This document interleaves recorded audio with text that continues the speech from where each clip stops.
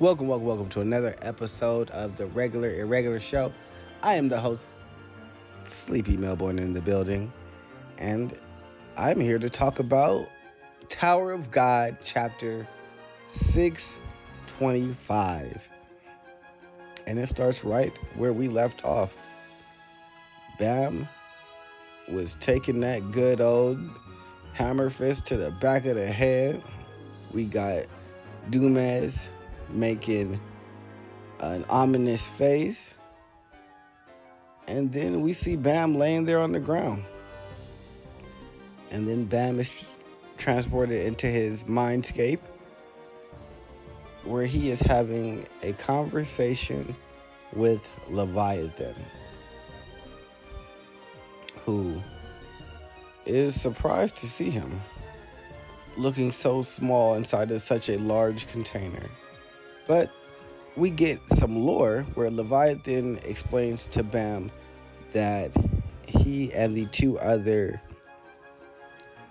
sea dragons were created by Tomure and were given many things such as emotions, desire, power, and even memories.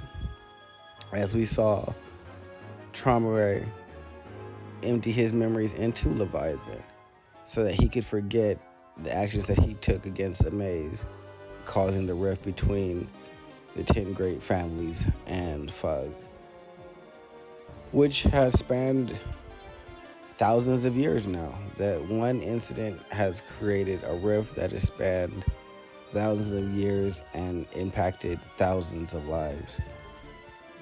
Man, this guy's got to do better.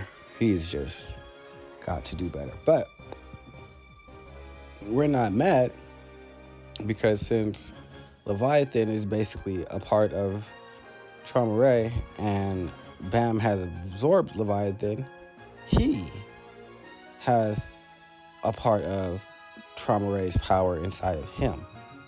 And Leviathan, who had been up until this point holding back his power, has finally decided that it is time to allow Baam to have a sampling of Tomure's power, and tells him to stand up.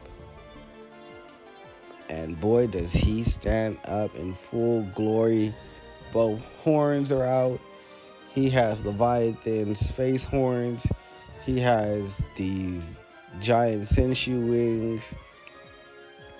And he is ready for combat. We do get a little analysis of Dumez, where now that Baam has kind of reached a couple of new levels in terms of power, he's able to recognize how strong Dumez really is, and is able to discern that even now in a head-on fight, just throwing blows, Dumez would be the victor.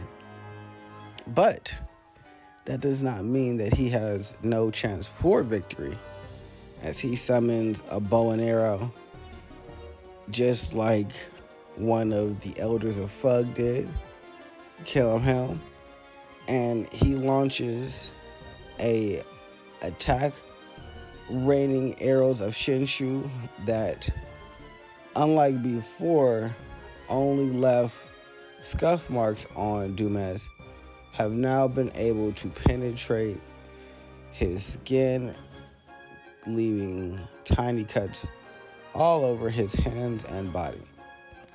This lets Dumez know that Baam does have now an ability that can damage him, or at least irritate him, and so he looks to close the distance and end this fight quickly, which was exactly what Baam wanted. Baam switches from his bow and arrow to using the Leviathan claws to slash into Dumez's side, leaving a giant scar and realistically letting our boy Dumez know that this is not going to be as easy as it was before, which is exactly what I'm here for. Dumez has been washing Baam since we met him. Realistically, Dumez has been washing everybody since we met him. if I'm going to just keep it funky. The only one that looked like they had some type of get back was Jin Sung Ha. And I don't know if that was because he was tired that he seemed like he struggled more against Dumas. But even then, he destroyed Dumas's arms inside of that battle, but was still unable to take him out completely, where Dumas has just kind of run shop and wrecked everybody that he's come in contact with. But now, he finally has made a miscalculation and has been paid the price for it. But he believes this is a gift in disguise, something that will allow him to get back to his center and no longer underestimate his opponents, since he has been, like I said, washing everybody with no regard up until this point. He gets hit with another arrow which blasts off all of his upper body clothes, tearing them to shreds, leaving Dumas bare chest, but still ready to continue the battle.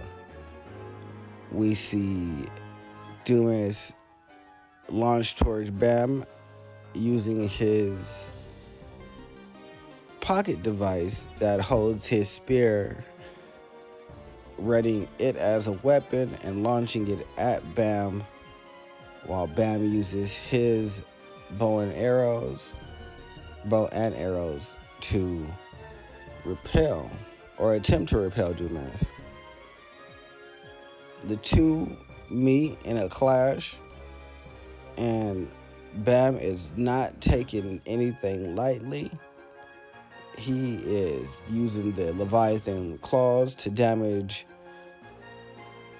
Dumas's hands and arms, showing that even up close, while you may be stronger than me, it does not mean that I cannot do damage to you as well. And this is where the chapter ends. We see Baam still ready to go toe-to-toe with Dumas, and now having the ability to actually do some damage to Dumas, which, if you're like me, is a great welcome. I have been ready to see Baam put in that work and let Dumas know that we are not here to play. Dumas looks irritated and angry at Baam's Leviathan mimicry, but that's fine, because you can be as angry as you want. You about to catch this work, sir, because you ain't have to do coon and rock like that. You didn't, but you did. So now you got to get what you got to get, and I hope Baam whoops that ass.